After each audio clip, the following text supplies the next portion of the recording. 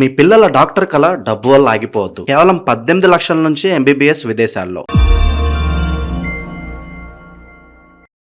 ప్రస్తుతం మనతో పాటు ప్రముఖ ఆధ్యాత్మికవేత్త, జ్యోతిష పండితులు ప్రొఫెసర్ డాక్టర్ ముల్లపూడి సత్యనారాయణమూర్తి గారు ఉన్నారు. గురువుగారితో మాట్లాడతాం. నమస్కారం గురు. నమస్కారం మణికంఠ గారు. గురుగారు, వృశ్చిక రాశి వాళ్ళకి సెప్టెంబర్ నెల 2026 ఏ విధంగా కలిసి రాబోతుంది? ఏ విషయాల్లో ఎక్కువగా నష్టపోతున్నారు వీళ్ళు? ఎట్లాంటి జాగ్రత్తలు తీసుకోవాలంటారు? ఓం శాంతాకారం భుజగశయనం పద్మనాభం సురేశం విశ్వాకారం గగన సదృశం మేఘవర్ణం శుభాంగం లక్ష్మీకాంతం కమలనయనం యోగి హృద్యానగమ్యం వందే విష్ణుం భవభయహరం సర్వలోకైకనాథం. ఓం శ్రీ బెజవాడ కనకదుర్గాదేవ్యాయ నమః. కృష్ణం వందే జగద్గురుం. ఇప్పుడు మనకి ఈ యొక్క వృశ్చిక రాశి వారికి అందరికీ కూడా ఈ సెప్టెంబర్ నెలలో అర్ధాశ్రమ రాహువు పంచమ శని నడుస్తున్నాడు. సెప్టెంబర్ 1న మనం కనుక తీసుకుంటే 2026 సంవత్సరంలో శుక్రుడు టోటల్ నీచపట్టాడు. అందువల్ల ఈ యొక్క వృశ్చిక రాశి వాళ్ళందరికీ కూడా మనం జాగ్రత్తగా గమనిస్తే సినిమా యాక్టర్లు వృశ్చిక రాశి వాళ్ళు ఎవరున్నారు? అందరూ సర్జరీలే. కొంతమందిని మిగతా వాళ్ళు కూడా ఈ రాశి కాకుండా మిగతా రాశి వాళ్ళ మీద కూడా ఎఫెక్ట్ ఇచ్చింది. అయితే ఈ యొక్క గురుడు అష్టమ గురుడు అవడం వల్ల అప్పుల బాధతో పాటు అవి తీర్చలేకపోతున్నాను అనేటటువంటి బాధతో వీళ్ళు మానసికంగా చాలా కృంగిపోతూ ఉంటారు. దీనికి భాగ్యంలోకి వచ్చేసాడు. మొన్నటిదాకా ఉన్నటువంటి ఈ యొక్క అష్టమ గురుడు వల్ల 2 జూన్ 2026 సంవత్సరం నుంచి భాగ్యంలోకి వచ్చాడు. కొద్దిగా కాలేజీల్లో సీట్లు వచ్చినాయి. సీట్లు వస్తే పర్లేదురా బాబు అనుకుంటే ఎంతో 300 కిలోమీటర్ల దూరంలో పల్లెటూరులో వచ్చినాయి. అక్కడ హాస్టల్లో ఉండాలి. ఇలా రకరకాల సమస్యలు వృశ్చిక రాశి వాళ్ళకి. ఇక ఈ యొక్క బుధాదిత్య యోగం పట్టేసింది వీళ్ళకి, వృశ్చిక రాశి వారికి. అందులో లాభంలో మనకి 18/9/2026 సంవత్సరం నుంచి ప్రభుత్వ వాహనాలు వచ్చేస్తాయి వీళ్ళకి. వీళ్ళకి సబ్సిడీల నుంచి కొనివ్వడాలు, తర్వాత ఇలాంటివన్నీ కూడా రైతులు కూడా బ్రహ్మాండంగా సెటిల్ అవుతారు. కానీ ఇంకా పూర్తిగా ఆ అప్పుల బాధ నుంచి బయటికి రాలేకపోయాము అనేటటువంటి మానసిక వ్యధ అనేటటువంటిది రైతులను పీడిస్తూ ఉంటుంది. అయితే ఈ వృశ్చిక రాశి వాళ్ళకి అందరికీ కూడా ఆకస్మిక ధనలాభం కూడా అవకాశం ఉంది. కాబట్టి ఎట్టి పరిస్థితుల్లో కూడా వీళ్ళ షేర్లు వదలరు, స్టాక్ ఎక్స్చేంజ్లు వదలరు, డీమ్యాట్ అకౌంట్లు అంటారు, ఏవేవో చేస్తారు. దుబాయ్, అమెరికాలో హాయిగా ఉద్యోగాలు చేసుకుంటారా అంటే ఏమంటే పర్లేదండి గురుగారు, తక్కువ లాటరీ దొరుకుద్దండి, నెంబర్ చెప్పండి గురుగారు, ఏదో ఒక నెంబరు నేను ఆడతానంటారు రివర్స్లో. ఒరే మేము ఆడకూడదురా, మేస్టార్లను అడుగుతారేమిటి అని అన్నా సరే వాళ్ళు గెలిచేస్తున్నారు అంతే. పాపం బెట్టింగ్స్ ఆడరులే వాళ్ళు, బెట్టింగ్స్ ఆడరు. ఏదో లీగల్గా ఉన్నటువంటి వ్యవహారాల్లోకి వీళ్ళంతా కూడా లాటరీలు అవి, స్టేట్ గవర్నమెంట్ లాటరీలు అవి వేసుకుంటారు. లేకపోతే కుటుంబ అనుబంధాలు మనం చూసుకుంటే కొంచెం గొడవలు ఉంటాయి, మనశ్శాంతి లోపం అనేవి ఉంటాయి. అలాగే దూర ప్రయాణాలు ఖచ్చితంగా చేయాల్సినటువంటి అవసరం ఉంది. అసలు దూర ప్రయాణాలు చేసి ఇంకా అక్కడే కరోనాలో ఇరుక్కుపోయినట్టు అక్కడే ఉండిపోతారు.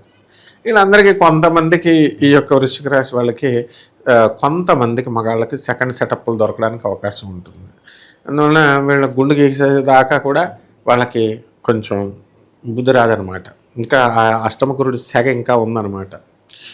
అందువలన ఆడవాళ్ళతో మాట్లాడకూడదు. అంతేగాని గురుగారు అదేంటంటే అలా చెప్పారు అని అనకూడదు. ఇది కలియుగం కాదు, ఇది వీర బ్రహ్మేంద్ర స్వామి వారి కలియుగం అని చెప్తే, బ్రహ్మదేవుడి కలియుగం అని చెప్తే ముల్లపూడి చెప్పాడు ఇది కామయుగం ఇది. కాబట్టి కాదని చెప్పమనండి చూద్దాం. కామయుగం కాకుండా మొత్తం బ్రహ్మంగారే రాశారు. మేము ఎవరు పడితే వాళ్ళు ఇచ్చేస్తుంటే. తర్వాత వివాహాలు అనేటటువంటివి ఈ నెలలో లేవు, కానీ కుదుర్చుకొని పెట్టుకుంటారు. మరి ఎవరి ట్రయల్స్ వాళ్ళు వేస్తూ ఉంటారు కదా. ఆరోగ్యం దగ్గరికి వచ్చేసరికి మోకాళ్ళ నొప్పులు, కాన్స్టిపేషన్ ఇలాంటివన్నీ కూడా రావడానికి అవకాశాలు ఉంటాయి. అండ్ వైవాహిక జీవితంలో చాలా మార్పులు వస్తాయి. మొన్నటిదాకా కొట్లాట్లు, ఫైటింగ్లో ఉన్నవాళ్ళు మంచిగా వస్తారు. అన్యోన్యత బాగుంటుంది అంటారు. అప్పుడు అన్యోన్యత అసలు మొత్తం బ్రహ్మాండంగా ఉంటుందన్నమాట. అండ్ ఈ యొక్క కొత్తగా పెళ్ళైనవాడు పొద్దెరగడు అన్నట్టు పాత పెళ్లి కొడుకులు కూడా అష్టమ గురుడు వదిలేశారు కదా, వీళ్ళు 3 రోజుల దాకా తలుపులు తీరు, అంత అన్యోన్యత ఉంటుందన్నమాట. ఆ విధంగా వీళ్ళ దైనందిన జీవితం శోభన జీవితం లాగా ఉంటుంది. అంత మంచిదే అలా కలిసి ఉంటే. అలాగే సంతానం కలగడానికి కూడా అవకాశాలు ఉన్నాయి. అలాగే విద్యార్థులు కూడా బ్రహ్మాండంగా వీళ్ళు చదవడం అనేటటువంటివి చదువుతారు. తర్వాత విదేశీ ప్రయత్నాలు కూడా సక్సెస్ అవుతాయి. సమాజంలో పేరు ప్రఖ్యాతులు ఇంకా రావాల్సినవి ఉన్నాయి. ఇంకా ఈ నెలలో కొంచెం పేరు వస్తుంది ప్రయత్నాలన్నీ కూడా. అలాగే శత్రువులు కూడా లైట్గా ఉంటారు. ఆ శత్రువుల్ని వీళ్ళు జయించడం అనేటటువంటివి చేస్తారు. అలాగే పోలీస్ స్టేషన్లు, కోర్టు కేసులు అనేటటువంటివి వీళ్ళకి దరిదాపుల్లో కూడా రావు. అలాగే అప్పుల బాధలు కొంతమందికి ఉంటాయి. ఐపీఎల్ పెట్టేస్తే బాగుండేమో అని అనిపిస్తూ ఉంటుంది. ఈ వృశ్చిక రాశిలో నళిని అని ఒక అమ్మాయి ఉంది. ఎక్కడైనా పెళ్ళిళ్ళు చేసుకుంటే ఎవరిని చేసుకుంటారండి? మంచిగా ఒకసారి పాపం భర్త చనిపోయాడు, పాపం ఇదిగా ఉన్నప్పుడు, ప్రాబ్లం ఉన్నప్పుడు, తర్వాత మంచిగా తను చేసుకోవాలి. ఎంతమంది వద్దన్నా సరే మరి దొంగలను చేసుకుంటే ఏమవుతుంది? మరి అలా జీవితాలు పాడు చేసుకోకూడదు కదా. ఇలా ఫూలిష్ స్టెప్స్ వేస్తారు. నళిని పేరు అనేటటువంటిది ఎగ్జాంపుల్ చెప్పాను. నళిని అనేది ఎగ్జాంపుల్ అంతే.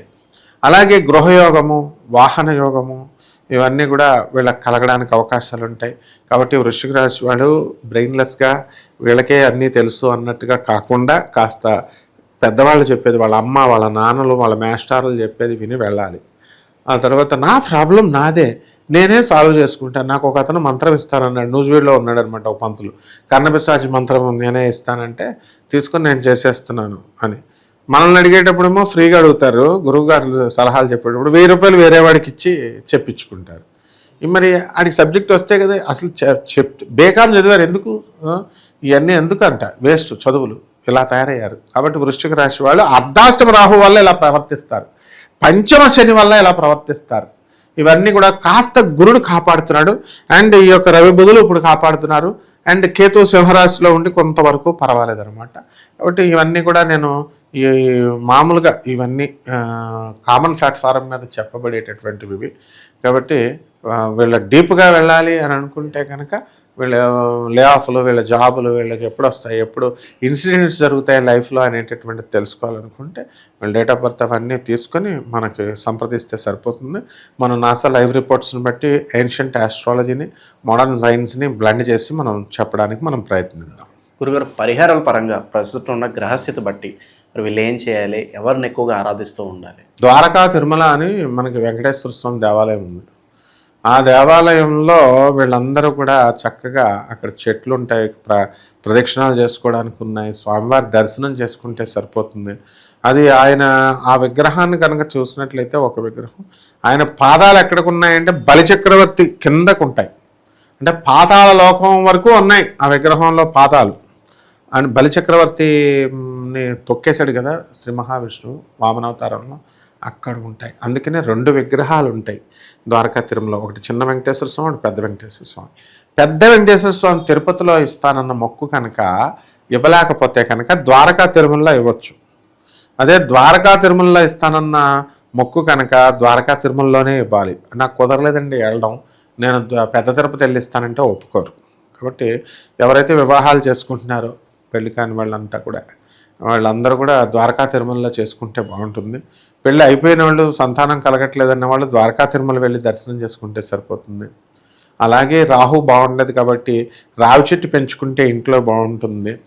అలాగే ఆ యొక్క రావి చెట్టుకు ప్రదక్షిణాలు చేసుకుంటూ ఆ యొక్క అమ్మవారికి మనం ఈ యొక్క అర్ధాష్టమ రాహువు కాబట్టి రాహు జపం చేసుకోవాలి, రాహు స్తోత్రాలు చదవాలి. రాహుకి కిలోంపావు మినుములని ఆవుపేట రంగు ఉన్నటువంటి వస్త్రాల నుంచి పేద బ్రాహ్మణులకి శనివారం నాడు ఉదయం 8 గంటలకు దానం చేసుకుంటే సరిపోతుంది. ఇంకా శని కూడా ఉంది. ఈ వెంకటేశ్వర స్వామి దర్శనం వల్ల పంచమ శని దోషం కూడా పోతుంది. మంచి విశ్లేషణ అందించారు. ధన్యవాదాలు. ధన్యవాదాలు.